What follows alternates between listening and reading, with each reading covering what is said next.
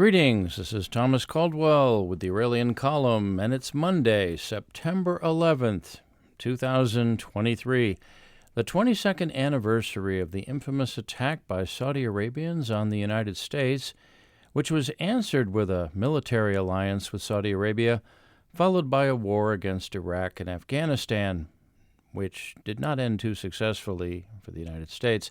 Anyway, many thousands of Americans died on this day, and today we remember them, all subsequent politics, tyrannical legislation, and wrongdoing aside. An interesting week it's been and is shaping up to be. New Mexico Governor Michelle Grissom's completely illegal executive order pertaining to gun control is meeting more than just stiff resistance. It's meeting also armed resistance.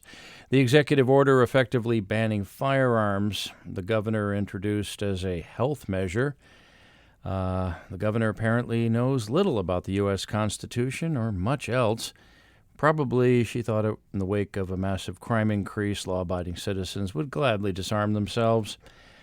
In reality, much of New Mexico's law enforcement establishment is not going along with the ban, and there have even been some protests against the latest liberal insanity, namely a rally in Albuquerque, where heavily armed protesters showed up to make their opinion known, completely ignoring the order, and no arrests were reported. Already there are calls for the lady governor to be recalled. This will get interesting.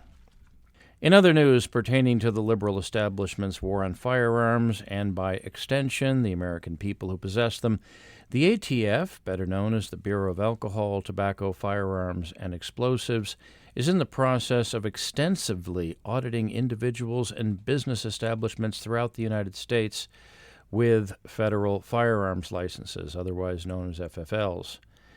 They apparently are intent on revoking licenses and putting most of these people out of business for the smallest infractions. This is not just rumor. I've spoken to some gun shops and FFL holders, and they're very concerned.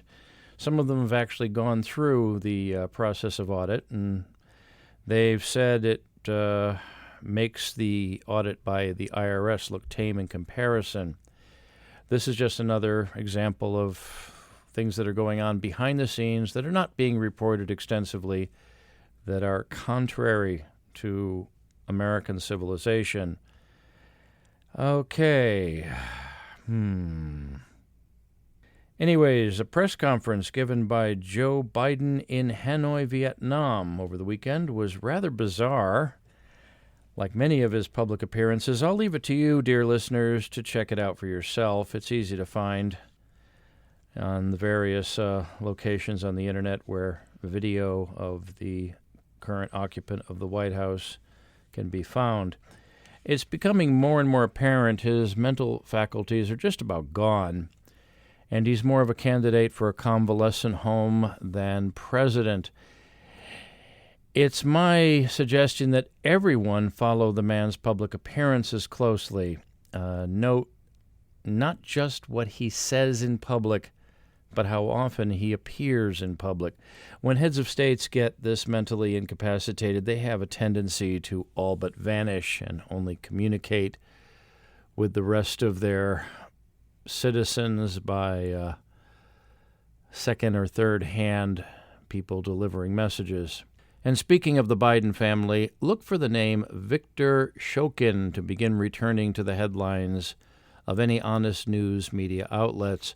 For those of you who don't remember, he was the Ukrainian prosecutor who was looking into the allegations of corruption pertaining to the infamous Hunter Biden's business dealings in Ukraine.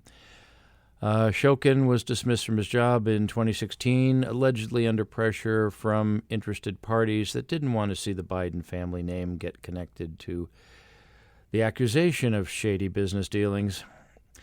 Given how bad things are going in Ukraine, though, it's not inconceivable old friends and partners in crime could turn on each other in a dog-eat-dog survival environment, especially with an election year coming up. This could get interesting, as most things do. I'll leave that one with you to mull over and contemplate.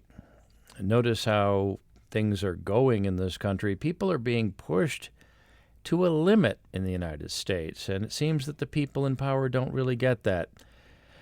And this reporter's beginning to wonder where that limit really is. That's all for now. If you like what you hear, read, and see, please like and subscribe to my Substack channel. And if you can, please consider a paid subscription or a donation. It helps me keep the lights on and the internet connected. Until next week, take care, be safe, and good day.